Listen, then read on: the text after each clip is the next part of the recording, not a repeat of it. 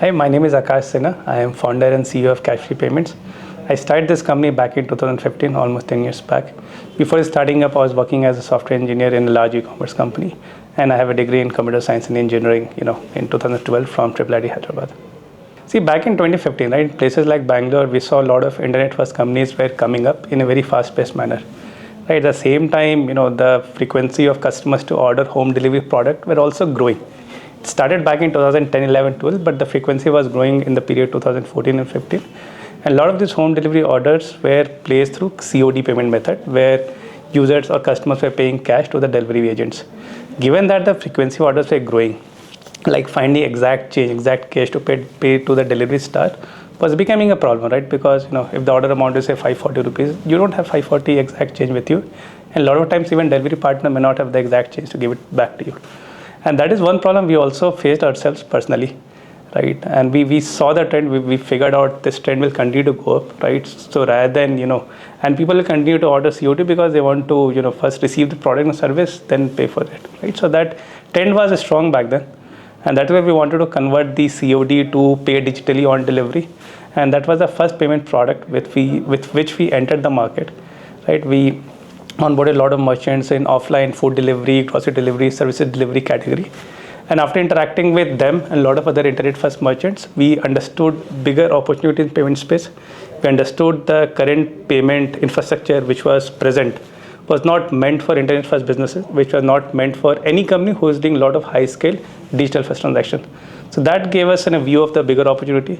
And that's how Cashfree Payments, the way it is right now, was born back in, right? We were the first payments company to use the idea of payments platform where we hosted, 4 products on day 0. And the idea was whatever payment challenges internet-first companies were facing on day 0, they can find solution for all of them at a single place rather than, keep finding new vendors for new problems as and when they encounter. Payment space, I think it has evolved a lot. I think core payment processing in India has become much more stable, much more mature. Right, back in the days, I think it was 50-50 chance that your payment will go through or not go through. Now the predictability is very high, right? I think even there is an improvement in the overall internet speed, internet connectivity, right? So the chances of 2FA dropping off is also pretty less, right? So a lot of ecosystem improvements have happened. Right, number of banking users have also grown. Today, I think literally everyone would be having a bank or some sort of wallet with them, right? So today people are capable of making payments online. Right, I think the next wave of growth will come from the new businesses that will come to the market. See, today there's a lot of, I think something like e-commerce, hyperlocal have scaled well, right? So they are actually at a pretty high point, right? And they might be, at a very close to, where they can saturate in terms of users they can onboard. There are a lot of, like industries like financial services, which are still going through digitization phase. So more and more digitization, if that happens in the industry, then the opportunity for payment companies will be there. Right, it's just that it's not enough for you to go and find the vanilla use case anymore. You have to think about your niche, and you have to think about what kind of value-added service you can do on top of core payment processing for certain niche, and that's how new payment companies can make an entry, right? But yeah, I mean, creating a horizontal payments platform is not so easy because I think market have a lot of credible players, right? But at the same time, you can go into specific categories, go to very specific problem, and anticipate that specific needs to become larger in future. And that's where you have to take a bet, right? You can't take a bet on very large market today. You have to take a bet on market which is small, but which will become very large in the next 5 to 7 years. And that's how you can, you would be able to build a large company. See, our solutions are largely, fit in the segment of B2B2C, right? Where even though we sell a product to businesses, eventually businesses used to, give a delightful experience to their customers or make their, journey more effortless, smoother on their website and app.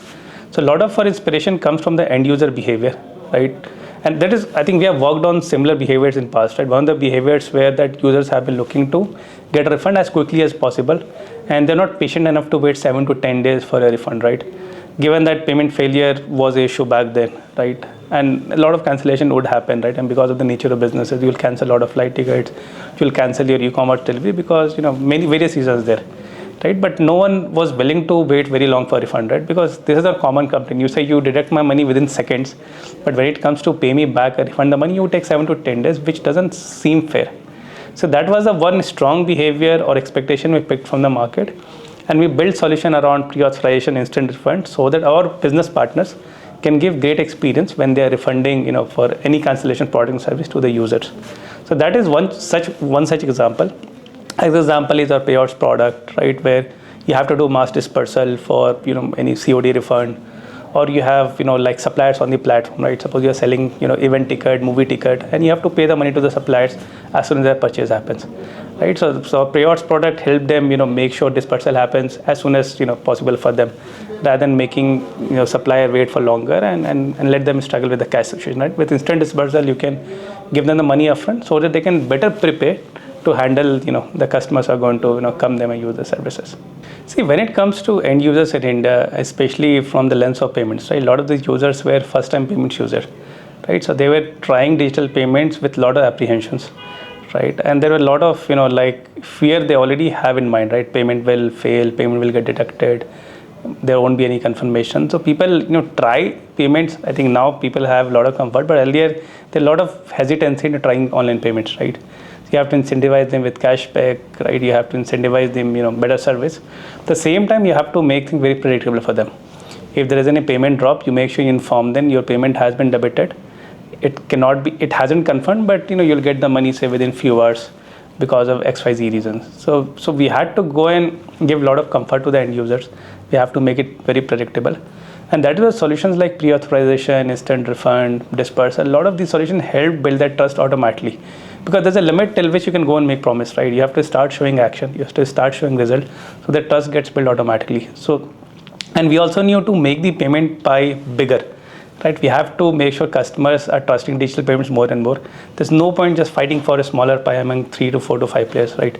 So that was one of the responsibilities we took up. How do we make the pie bigger, right? So that it's beneficial to everyone. Plus, we also end up making a large business, large company, by consuming a portion of that pie. And that is where building end user trust has become very important for us as a payments business. For the second question, I think onboarding merchants, given that payment is a very matured segment, right? I mean, and a lot of people want to trust the business who is processing payments for them. So we started with like smaller companies, right? Smaller companies, we gave them a lot of trust, a lot of visibility. But good part in India, right? A lot of people were willing to take a bet on a startup, right? I don't think that is easy and possible in a lot of geographies in the world. In country like India, startups are still something people trust inherently. I think, incidentally, Y Combinator was our first investor. I think it happened after 2 years for us, of starting the journey. We raised our first seed investment in 2017, summer 2017. And Y Combinator has been a great accelerator. I think there are a lot of great accelerators in the world. But they are the ones, I think, who are very clear. I think they, make people think very ambitiously, right? They make sure you are focused on your problem. So a lot of learnings I think we had from the Y Combinator community, the mentors, and that really helped us, like come back and bring more impactful action items in the company. And for startups, I think sooner you get clarity about a business, I think the better decision making would happen with you, right? Because initially you're figuring out a lot, you don't know what is right, what is wrong. And that is where like clarity, thought clarity is very important for any startup founder to be very action oriented, right? And willing to make few mistakes rather than like thinking a lot about what is right or wrong. So a lot of help from there. And as part of Y Combinator, I think Accelerator, we also raised money from a lot of the angel investors. That was the first fundraising activity. And over the period of last 7 years, we raised close to $100 million with various investors, from larger PE firm to State Bank of India and a bunch of other like financial institutional investors. See, I think first we have to understand the intent of regulation, right? Intent of regulation is around widening the market and establishing the trust with the participant, right? That is the intent, right? See, sometimes you may go in a certain path where it's difficult for you to roll back and abide by it, right? But if you are a very nimble company and if you understand the intent, then I don't think there are a lot of friction, with the fintech companies in the market, right? As long as you're doing what has been, written there, right? If you completely ignore it, then life could be more harder. But the starting point should be whatever has been written, try to adhere to it. There might be certain changes, but I think the intent is always around how do we make company more successful, how do we get more users for them, and that is where you have to align to it, right? So no point, unnecessary. And obviously, whenever the regulation comes in, like regulators are open to get more feedback, right? So you have an opportunity to go back with the feedback, go back with your understanding of the market to make sure regulation is not very anti of what you're trying to do, right? So you have time. Can go and share your insights, everything, and whatever comes back, the intent has always been to grow the market share, which is what we have seen with something like UPI or RuPay, right? I think the payments market has become much bigger than what it was originally planned as per trajectory back in 2017, right? Right? Had UPI not been released, we don't know the size would be similar to what we have right now. Right? And there are a lot of similar regulations around cross-border payments, PAPG. I think a lot of them are standardizing the payment offering, bringing more trust in the market. Right? At the same time, I think helping you make a larger business by aligning to it. I think one of the major areas in building a fintech company is in the field of compliance. Right, given that compliance is is something not very clear, you don't even know what are the compliance regulations apply into your business idea, right? So that is not very clear to a lot of founders unless they have access to great help, which doesn't come very often early in the journey, right? You cannot go and talk to someone who's 20 years experience, know about the market, because you may not have resources to even talk to such person. I think compliance as a service, I believe, is one of the big opportunity for anyone who's trying to build in fintech. Right, you can use go to a bunch of AI, go through whatever regulations are there, and if anyone comes with a business idea, you can come back and tell them these are the 4 compliances that apply in your business, and these are ways you can adhere to it, right? And you can also keep looking at the activities they are taking, and you can warn them earlier if something is against the compliance and regulatory guidelines which are present there, right? And that way, I think fintechs can be more confident in focusing on the user experience, building the product.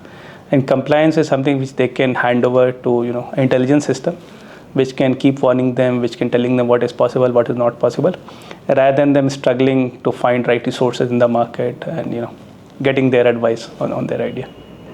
All right then. Thank you. Thanks so much for your time. Thank you.